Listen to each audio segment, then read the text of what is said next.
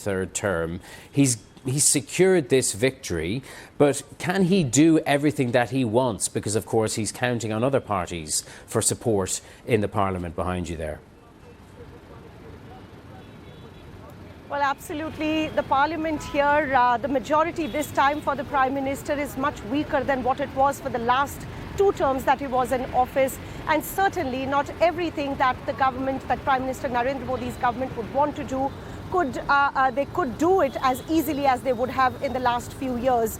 They have a coalition partners and there will be pressure from them on getting through some of the bigger policy reforms. So if we talk about the budget today, the expectation is that while there would be a continuation of expenditure, capital expenditure, massively on infrastructure that we've seen over the last few years, but there would also be a tilt away on welfare spending as well.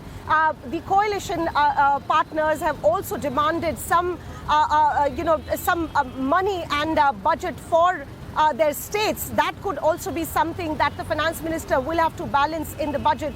Rural distress and rising joblessness is something that also reflected in the weaker mandate Prime Minister Modi's government got this time, and that is something the finance minister will have to address in the budget. So yes, not so easy this time around. Let's talk more about what you just described there. Rural distress, that sense that people in the countryside haven't been benefiting from the economic growth that people in urban areas have been enjoying.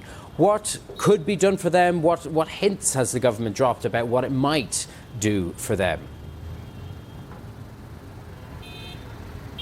Well, focusing on reforms for the agriculture sector and also creating more jobs for those who are moving out of agriculture and to absorb that workforce, and the ones that are joining the youth that is joining the workforce. These are the 2 things that will have to be kept in focus.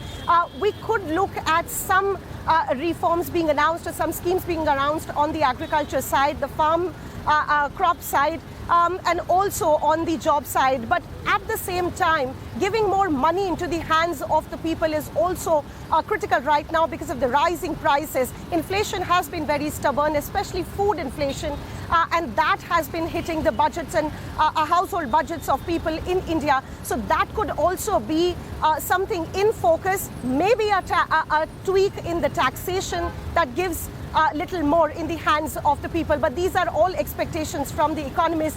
Just a few hours from now, we'll have the fine print. Okay, Archana Shukla in Delhi. Good luck.